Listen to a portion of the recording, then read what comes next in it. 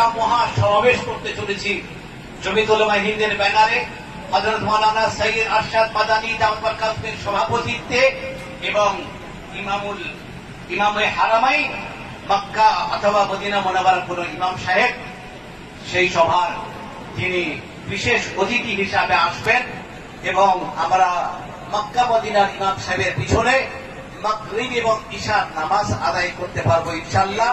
তার জন্য হযরত মাওলানা সৈয়দ আরশাদ মাদানী দাওয়াত বরকাতুহুম তিনি বাদশার কাছে তিনি আপিল করেছেন, বাদশা সেটাকে মঞ্জুরি দিয়েছেন।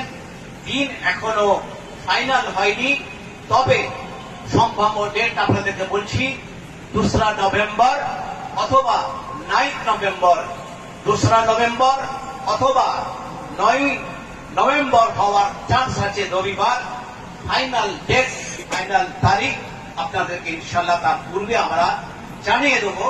আপনাদেরকে একবার শুনিয়ে রাখলাম, সেই প্রোগ্রাম ফাইনাল হলে আমরা সেখানে বিশাল সমাবেশের যেহেতু ডাক দিয়েছি, তো সুতরাং আপনাদের এই জেলা থেকে আমরা আশা করব যে আপনারা এখানে হাজার হাজার মানুষ সেই সমাবেশকে সাফল্য মণ্ডিত করার জন্য, সফল করার জন্য, সেই প্রোগ্রামকে সাকসেসফুল করার জন্য ইনশাআল্লাহ সাড়া দেবেন তো? ইনশাআল্লাহ। আর একটা কথা আপনারা শুনে থাকবেন যে কিছুদিন আগে একটি ফিল্ম তৈরি হয়েছিল, যে ফিল্মটার নাম হচ্ছে উদয়পুর ফাইলস। উদয়পুর ফাইলস বহু সংগঠন আছে যারা গলা ফাটিয়ে অনেক চিৎকার করেন, চেঁচামেচি করেন।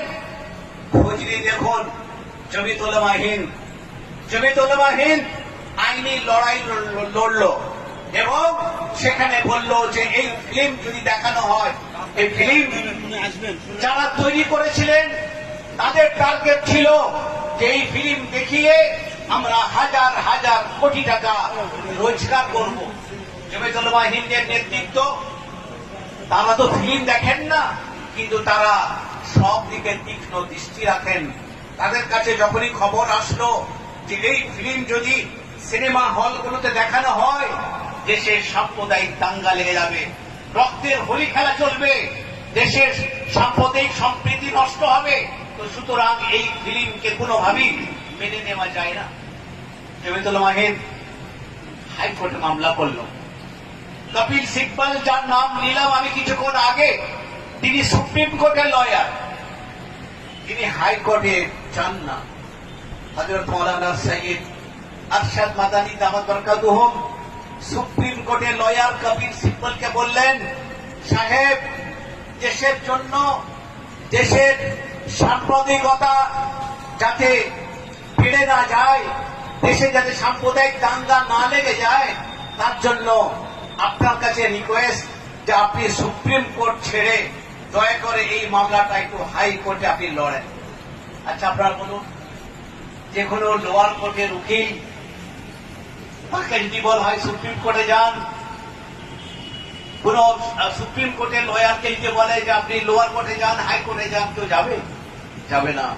তো সুপ্রিম কোর্টের লয়ারকে বলা হচ্ছে যে আপনি হাইকোর্টে এই মামলাটা লড়ুন।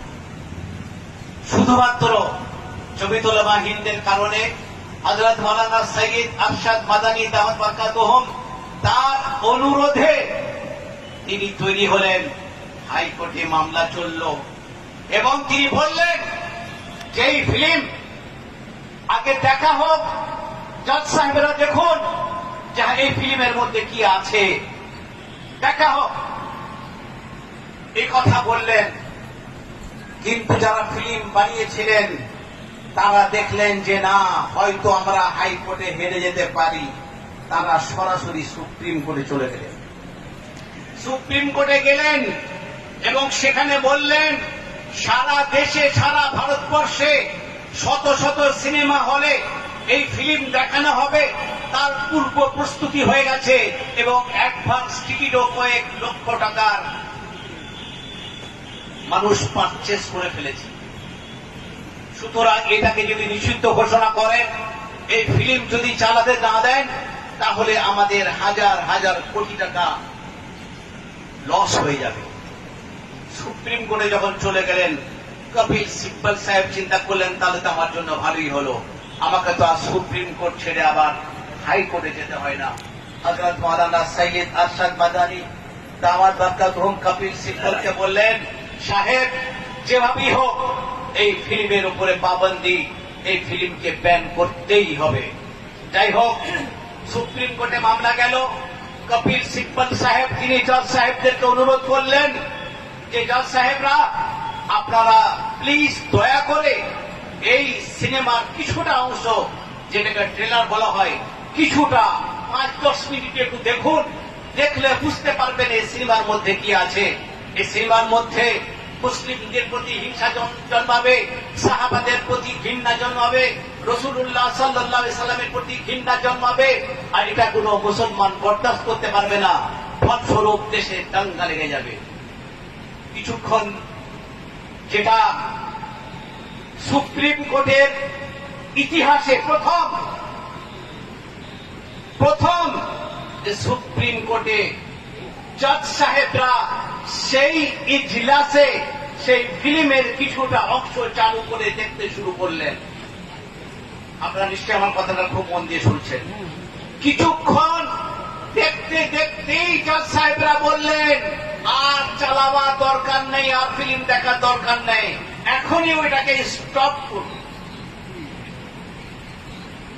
মারাত্মক আছে, এরকম বহু জিনিস আছে, প্রায় 60-70টা জায়গা ফিল্মের, যেটা কোনোভাবেই মেনে নেওয়া যায় না।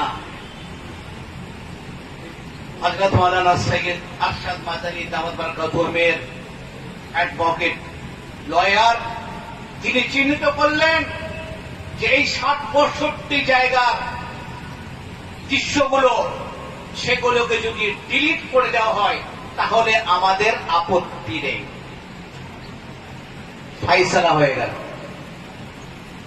জজ সাহেব ফাইসালা দিলেন যে এই ফিল্ম আপনারা দেখার জন্য মানুষকে টিকিট অ্যাডভান্স বিক্রি করেছেন, আপনারা দেখাতে পারেন, আপত্তিকর যে জিনিসগুলো আছে সেগুলোকে ডিলিট করতে হবে। সেগুলোকে ডিলিট করার পরে সেই সিনেমা ফ্লপ হয়ে গেল। তার মানে মানুষ, আর কিছু মানুষ যারা সিনেমার টিকিট অ্যাডভান্স নিয়ে রেখেছিল, কিছুক্ষণ দেখার পরে বলে, বাবা এই সিনেমাতে তো কিছুই নাই, চল চল চল চল, ফ্লপ হয়ে গেল। এটা হলো জমিয়ত উলামা হিন্দের কাজ। যখনই দেশে কোনো সংকট দেখা দিয়েছে, কোনো সমস্যা দেখা দিয়েছে, সেখানে জমিয়ত উলামা হিন্দ সেখানে বিশেষ ভূমিকা গ্রহণ করে। সেজন্য মহতারাম দোস্ত বুজুর্গ, আমরা কিছুদিনের মধ্যে